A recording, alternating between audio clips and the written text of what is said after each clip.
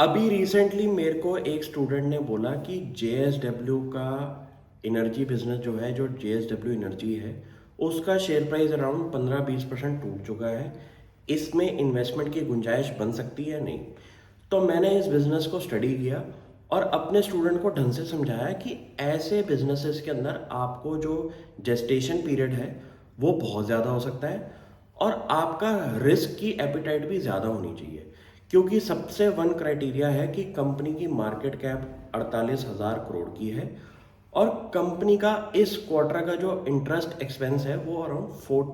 486 crore rupees का है, जो कि आप एक साल का अगर कैलकुलेट करेंगे तो 2,000 करोड़ का इंटरेस्ट कॉस्ट बैठ रही है। रीज़न बीइंग कंपनी की नेट डेट टू इक्विटी जो है वो अराउंड 1.2 हो चुकी है,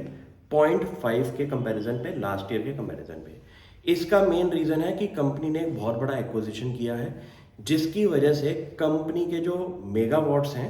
वो तो बहुत ज़्यादा बढ़ चुके हैं, लेकिन उस केस में कंपनी का इंटरेस्ट बर्डन भी बढ़ता हुआ दिखाई दिया है और कंपनी के इंटरेस्ट बर्डन के साथ आपकी डेट पोजीशन भी बहुत ज़्यादा हो चुकी है। कंपनी की इस time net date around 22,000 crore की है,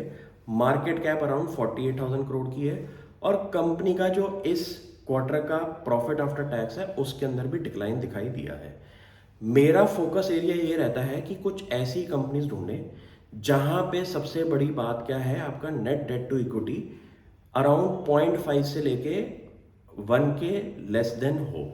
क्योंकि ये एक ऐसा क्राइटेरिया मैंने बनाया हुआ है कि मुझे डेट रिडन वाली कंपनीज में इन्वेस्टमेंट नहीं अच्छी दिखाई देती। आपका कंफर्ट एरिया कोई भी हो सकता है, लेकिन आपको मार्केट के अंदर ऐसी ऐसी कंपनीज भी दिखाई देंगी जो कि कोई भी क्राइटेरिया पे आपको पसंद आ जाए। लेकिन मेरा कुछ फिक्स क्राइटेरिया है कि मैं नेट डेट टू इक्विटी अगर 1 से ऊपर हो तो उसके अंदर थोड़ा सा कॉशन रखता हूँ और प्लस अगर डेट का लेवल इतना ज़्यादा हो तो मुझे उसके अंदर कंफर्ट नहीं दिखाई देता। क्योंकि ऐसे बिजनेसेस के अंदर एक तो आपको शेयर होल्डर का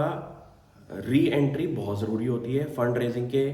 तौर पे, और जब फंड रेजिंग होगी तो आपके शेयर होल्डर्स भी बढ़ जाएंगे और कंपनी का इक्विटी बेस भी बढ़ जाएगा। मुझे ऐसे बिजनेसेस समझ में आते हैं जहां पे एक तो शेयर होल्डर्स कम हो, जैसे कि कोई कंपनी अपना बायबैक कर रही हो और कैपिटल रिडक्शन पे काम कर रही हो, एक लेवल पे स्टेबलाइज होके कंपनी के मार्जिन्स आपके बहुत अच्छे होने चाहिए और कंपनी की इंटरेस्ट कॉस्ट कम होनी चाहिए। अगर ऐसे बिजनेस मुझे समझ आते हैं तो मैं पावर सेक्टर के अंदर भी कुछ ऐसी कंपनीज आइडेंटिफाई करता हूं और उनमें इन्वेस्टमेंट लेता हूं। ज़रूरी नहीं है कि स्टॉक आपका 15-20% टूटा है तो उसमें आप एंट्री की गुंजाइश रखें। कंपनी के फंडामेंटल्स को ढंग से स्टडी करें कि लास्ट ईयर के कंपैरिजन में ऐसा क्या हुआ है कि कंपनी का शेयर प्राइस टूट रहा है और कंपनी का जो प्लांट्स हैं, पावर प्लांट्स, वो भी बढ़ते हुए दिखाई दिए, लेकिन फिर भी शेयर प्राइस के अंदर गिरावट दिखाई दी है। अब इस केस में कंपनी ने अपनी इन्वेस्टर प्रेजेंटेशन के अंदर ये बोला है कि वो 10 गीगावाट्स तक की प्लांट्स को ऑपरेशनल करेंगे 2025 तक। कंपनी का इस टाइम का गीगावाट्स है अराउंड 6.8 का, जो कि बहुत बड़ी ग्रोथ दिखाई दे रही है। वहाँ पे कंपनी बहुत रैपिडली अपने कंस्ट्रक्शन पे काम कर रही है, जिसके अंदर कंपनी का जो रोड मैप है वो आई थिंक 99% कंपनी अचीव कर लेगी। लेकिन ऐसे बिजनेसेस के अंदर जहाँ पे डेट की रिक्वायरमेंट बहुत ज़्यादा है, कंपनी की net debt to equity 1.2 is a very red flag for me, और उस केसेस के अंदर मैं स्टॉक्स में थोड़ा सा और वेट एंड वॉच रखता हूँ कि इनके अंदर कुछ और गिरावट अगर आए तो शायद एक एंट्री का मौका बन सकता है। क्योंकि अगर कंपनी की पी रेशियो भी अगर बहुत हाई लेवल पे है, कंपनी का डेट भी बहुत ज़्यादा है और ये अब इस टाइम राइजिंग इंटरेस्ट रेट के अंदर हाईएस्ट लेवल पे इंटरेस्ट रेट जो चल रहे हैं उसका भी एक नेगेटिव इफेक्ट इस कंपनी को जो मिल रहा है, इसकी वजह से मेरे को इन स्टॉक्स में इंटरेस्टेड ओवरव्यू नहीं दिखाई दे रहा। तो ऐसे केसेस के अंदर आपको मार्केट के अंदर जब कुछ सालों का एक्सपीरियंस हो जाए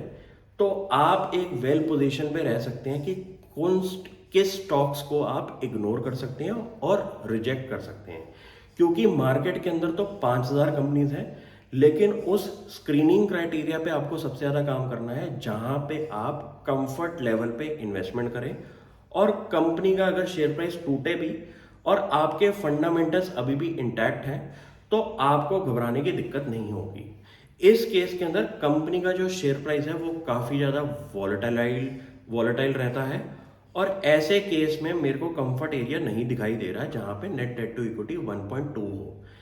लोग ये बोलेंगे कि इतना लेवल तो मैनेजेबल है, बट आपको अपनी ओपिनियन खुद बनानी है मार्केट के अंदर, और ऐसे स्टॉक्स में आपको इन्वेस्टमेंट करनी है जहां पे आपके अपने रूल्स बने हो, और उन्हीं रूल्स के क्राइटेरिया पे आप इन्वेस्टमेंट करते हैं। Thank you.